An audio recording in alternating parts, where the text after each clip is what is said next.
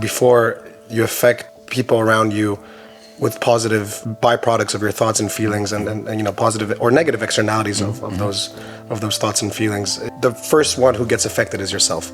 You either put yourself in a virtuous circle where that positivity just keeps getting compounded, and it creates just happiness and sunshine around you. Or the flip side of that, you go into a vicious circle, which just ends up hurting yourself and others. How do you avoid putting yourself in a position where you first hurt yourself and subsequently hurt the people around you?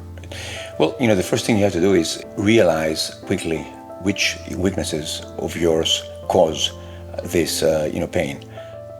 Because what we do is either we cause the pain ourselves and we self-injure, or we take the pain that somebody has caused us. And if we don't know ourselves well enough to disarm it, if we don't know our weaknesses well enough to be able to quickly realize which ones are causing this or enhancing in case that others have caused that pain, then we're helpless. We're completely defenseless, completely vulnerable to the attacks of our weaknesses. And let us not forget that our weaknesses are the only enemy we face in the world, and we have many opponents around us, but our weaknesses are the only enemy we have because we live with them 24/7. So we can never get rid of our weaknesses, and there's nobody and nothing that wants to defeat us more than our weaknesses. Even the person that hates us more in the world hates us a lot less than our weaknesses. So it is them that we have to discover, that goes through the self-knowledge that we need to gain, and then have the courage to put up the fight instead of surrendering to them. Fight them back and try to disarm them before they start to fill the world actually with sadness.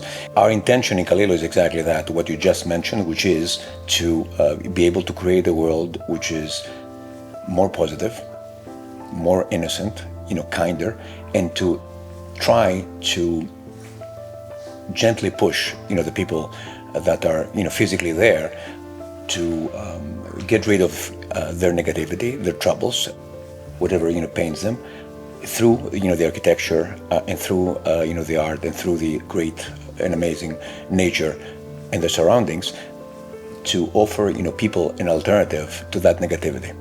To take a step back, and we're going to tie it into the Calilo again. What you're describing, in my mind, it's like almost like a dark room, right? And as a kid, let's say you're playing in a house, and there's that dark room. And in my mind, there's three types of people, right? Yeah.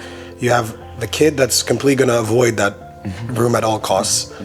And maybe all of us have been there at some point, right? Yeah. Then there's the kid that's going to go in, but is going to find a safe space and not really venture out too much. And then there's the kid that's going to go around the room, check every closet, every drawer. It's that curiosity, it's that courage in a way, and that need to get answers. And is that the key to again create a beautiful world and happiness for yourself and the people around you? Yeah. Well, it's a great question, because what is the unknown? The unknown is darkness, and light is the disarming of darkness. What we do is we enter into our own home, a place that we know extremely well. We turn on the light, and immediately everything makes sense. If suddenly in the middle of the night the light is switched off, then even if the room is ours, even if we know exactly where everything is, still we feel an unbelievable sense of insecurity, and we just bump into things because we feel so insecure, and we feel so helpless and weak. So self-ignorance is darkness. How much we know ourselves really dictates the level of self-confidence that we will have to deal with any negativity. So to use your analogy, the kid, the person actually that will really use their self knowledge as a torchlight to search around the dark room to find those weaknesses of theirs that cause them pain and sadness. That person will come out of that room a lot happier than the person that goes in that room, stays pathetically in the middle of the room, panicking and full of anxiety and stress because they cannot find a way to deal with the darkness. So we create our own darkness, and it's very interesting to me how we are so obsessed with light, and still we're just spending so much time to create our own darkness by intentionally leaving ourselves unknown. It's really fascinating how you describe it, and what really interests me, it's the duality when you're describing, light and darkness, and that exists. That duality and those forces, those contrary forces, I think exist in a lot of things. And in our conversations, you've mentioned many times that I know it sounds simple, but the opposite of wrong is right. Is it kind of similar here, where once you address or understand what causes misery or what causes negative emotions, just kind of like just try to go the other way? Is it as simple as that, or? Well, happiness is the disarming of sadness, and success is a disarming of failure. So if we disarm what wants us to fail, then we succeed. And if we disarm what wants us, to be sad, then we're happy. So if we take, sadness out of our soul, then what we left is happiness. And it's the same with light and darkness. And that is an area that, we're trying, despite the fact that we instinctively know what is right, we tend not to do it because it's very, very hard to do what is right.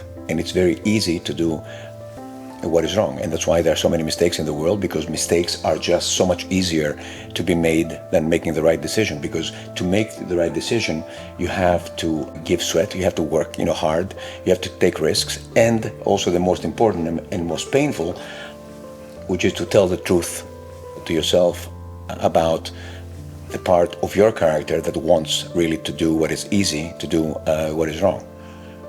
In a way, you got all these ingredients, you put them in the kitchen, and you created Calilo, right? You created a place that reflects all these thoughts, these battles that you've had with yourself, with your existence, and how you interact with humans and the soul. And it shows. And, I think, at least I'll speak for myself, you walk into that place and you feel a different type of energy. Other than that, other than what you've created, what would you say to people that visit, other than what they experience and feel and the beauty that they sense around them and see with their eyes and their senses? Is Calilo doing other things to enhance that attempt to discover and find more positivity and improve yourself and become more happy? Yeah. Well, Calilo, to me is a way of life. It's a physical embodiment of that in a physical space. It's a way of life, and to me, it's just an attempt to not surrender, to our weaknesses, to fight back, to try to make our life better and happier and more positive and kinder, instead of just, surrendering to our worst, selves and end up, making it, sad. So, Calilo is really, a fight against, the darkness that we ourselves, produce. We use any justification, any excuse not to find the real reasons that we're sad and we are failing.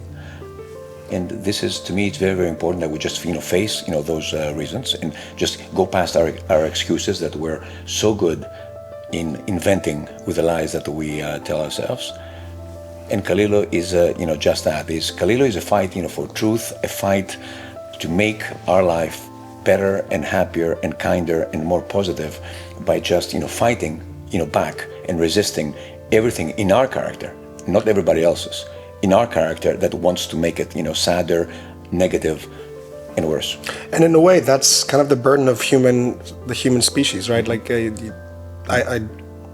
mean, I can't ask him, but I don't think other animals face the same issues and thoughts and anxieties as we do. And if they do, maybe at a lesser level, right? And with that in mind, obviously it gets worse and worse. That you said humans create it, we create our own issues and in society, because again, society is just a magnifier of each single person, and it gets worse with age.